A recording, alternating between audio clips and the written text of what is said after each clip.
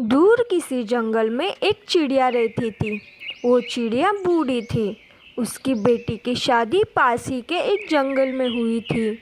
एक दिन बूढ़ी माँ का मन अपने बेटी से मिलने का कर रहा था, लेकिन वो उस चीलों के इलाके से डरती थी जो अपनी बेटी के रास्ते में रहते थे। मुझे कुछ तो करना पड़ेगा। अगर मैं ऐसे ही उन चीलों से डरती रही तो मैं कभी अपनी बेटी से नहीं मिल पाऊंगी। पूरे 5 साल हो गए मेरी बेटी को देखे हुए। जो नसीब में लिखा होगा वो देखा जाएगा। आज तो मैं अपनी बेटी से मिलने ज़रूर जाऊंगी। और ऐसे सोचते वो बूढ़ी माँ अपनी बेटी से मिलने के लिए निकल पड़ती है। थोड़े ही देर उड़ने के बाद बूढ़ी माँ थक जाती है और एक जगह रुक जाती है। काश, मैं तो बहुत थक गई। जी, कहाँ जा रही है आप? आप तो बहुत थक गई हो।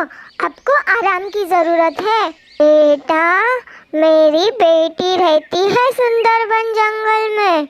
मैं वहाँ उससे मिलने जा रही हूँ। सुंदरबन जंगल? माँ जी, उस जंगल का रास्ता तो पहाड़ों से गुजरता है। वहाँ पर जो चीलें रहती है उसका तो आपको पता ही होगा। मुझे पता है बेटा, लेकिन मेरा मन बहुत उदास था अपने बेटी से मिलने के लिए। बहुत जी कर रहा था, इसलिए निकल पड़ी घर से। अब मुझे चलना होगा। अब थोड़ा मैंने आराम कर लिया है। और फिर वो बूढ़ी चिड़िया फिर से उड़ जाती है। थोड़ी ही देर में वो पहाड़ों के खतरनाक रास्ते में जाती है, जहाँ से पक्षी जाने के लिए बहुत डरते थे। बूढ़ी माँ तो बहुत कमज़ोर थी, इसलिए वो आहिस्ता आहिस्ता उड़ रही थी। तभी अचानक से उसके सामने एक चील आ जाती है।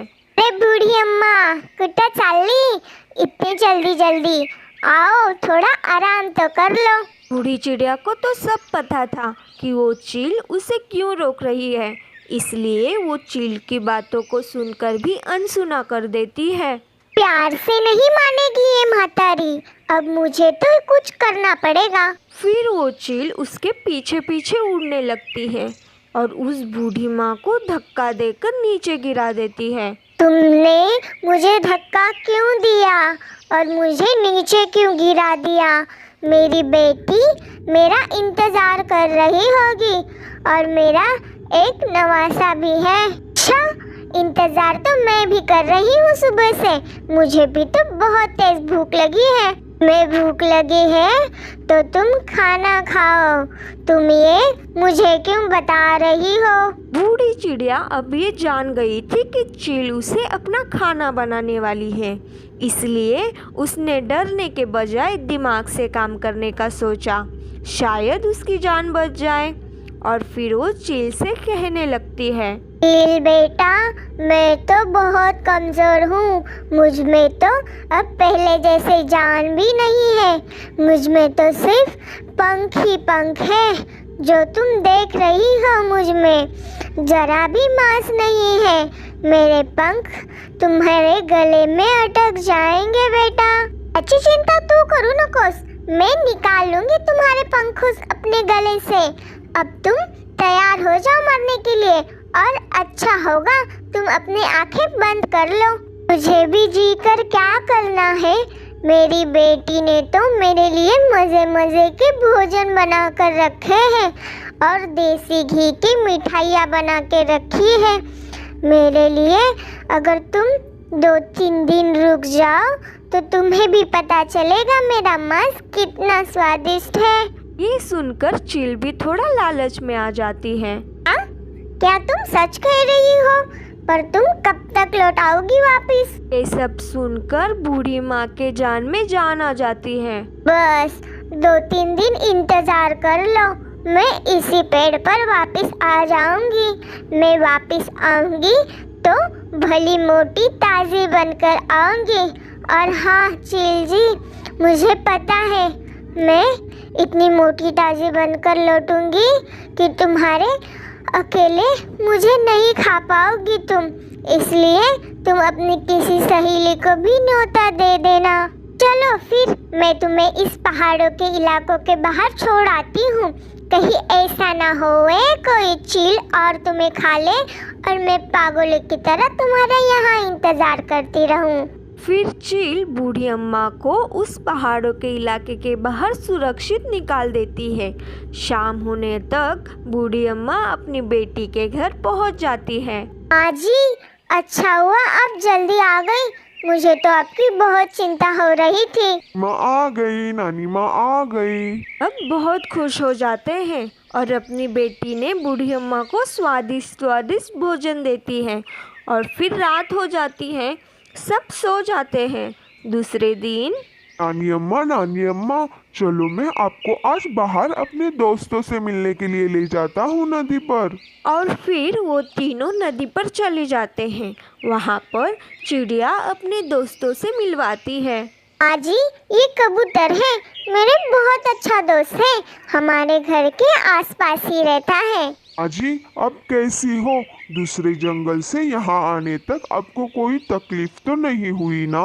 जीते रहो बेटा, मुझे कुछ तकलीफ नहीं हुई। हाँ, ये कालू है और ये उसकी पत्नी गौरी कभी है। माँ जी, आप पहाड़ों से कैसे वापस आ गई? वहाँ तो खतरनाक चीलों का डेरा लगा रहता है।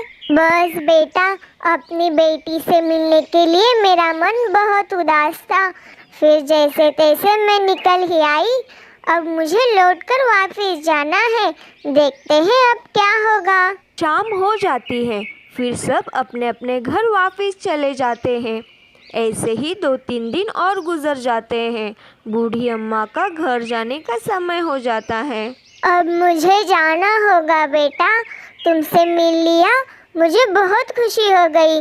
तुम्हारे और मेरे जंगल में सफ़र तो कम है, बस उस पहाड़ी वाले चीलों से डर लगता है, बस इसलिए तो मैं आपके पास नहीं आती। वो पहाड़ी वाली चीलों बहुत खतरनाक है और चिंटू भी अभी बहुत छोटा है, मुझे तो बहुत डर लगता है। बस माँ जी, आप संभल कर जाना। बेटा, मैं फिर से आऊँगी तुमसे मिलने, मैं ही आ जाऊँगी, तुम वहाँ पर मत ही आना। उस तरफ वो चीलो तो बहुत बुरी है। अच्छा बेटा, मैं तो अब चलती हूँ। फिर बूढ़ी माँ अपने घर वापस निकल पड़ती है। बूढ़ी माँ तो ज़्यादा तेज उड़ नहीं सकती थी, इसलिए वो धीरे धीरे उड़ती है।